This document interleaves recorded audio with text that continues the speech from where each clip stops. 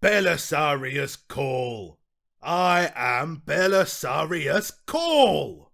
Cawl released the Vox button.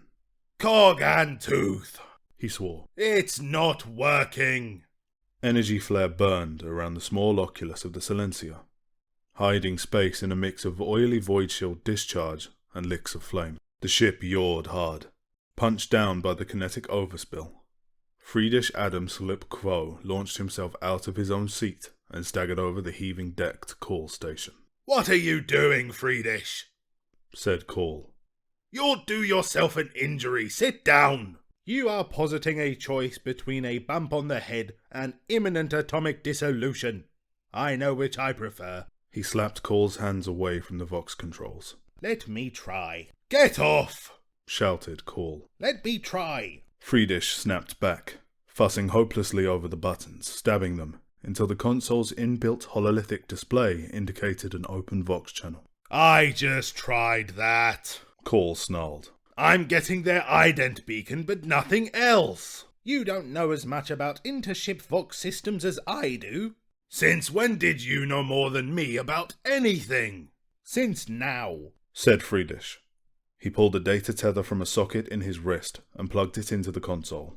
Adeptus Mechanicus Monitor Archaea, cease fire. We are refugees from the Trisolian extraction facility Momus. Designation Phi-9120, Segmentum Solar. We are fleeing the forces of the Warmaster.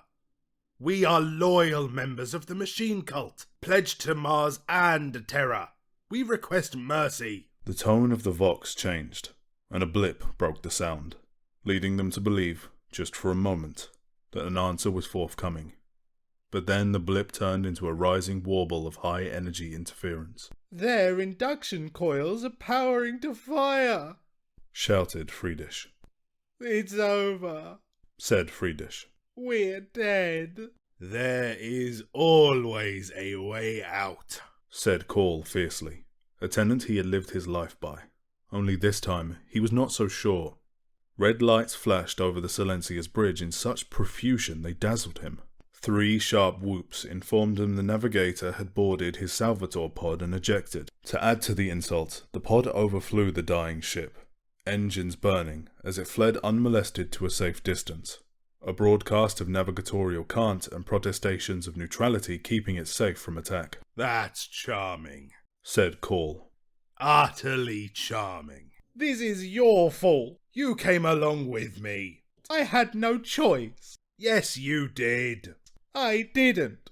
Be aware, Belisarius Cawl, that although you are my dearest friend, I have always hated you. Spat Friedisch. Something hit the hull, almost gently, after the shield-killing storm of plasma.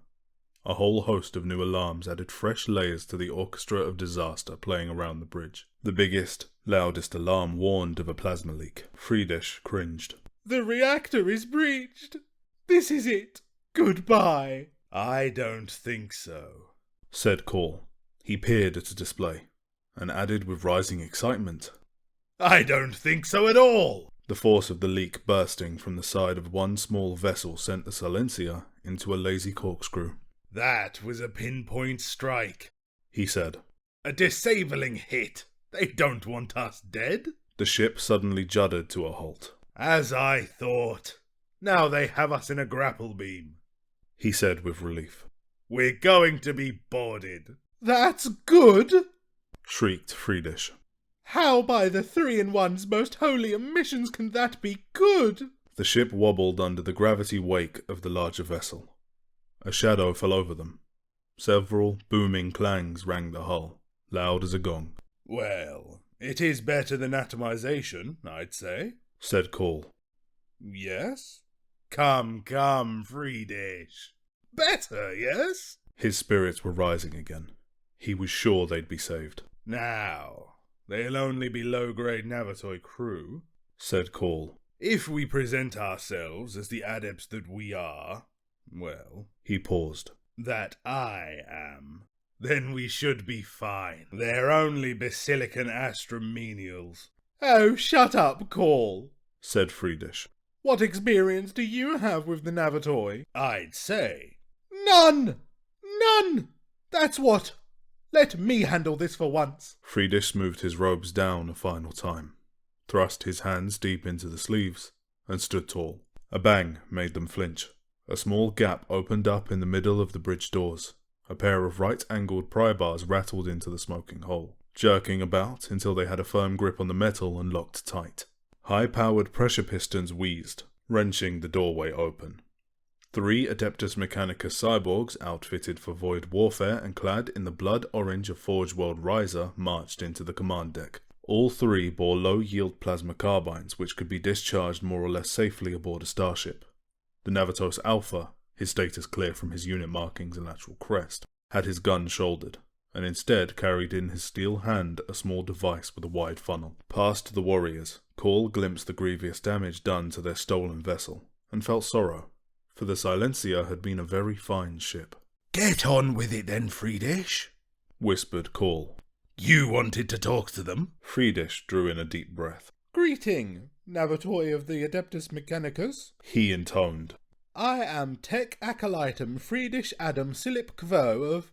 Targets acquired, blurted the Navatos Alpha in rapid binaric. A cone of pale blue energy burst from the device in his hand.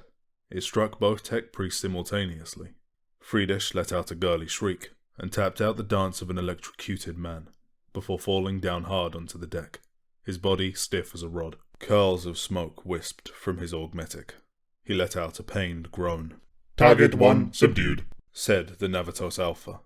The Navatoi turned questioning gazes of ruby armor glass upon Cawl. "Hello?" Cawl said. The leader depressed the trigger on his funnel device again. Blue light hit Cawl a second time. Nothing happened.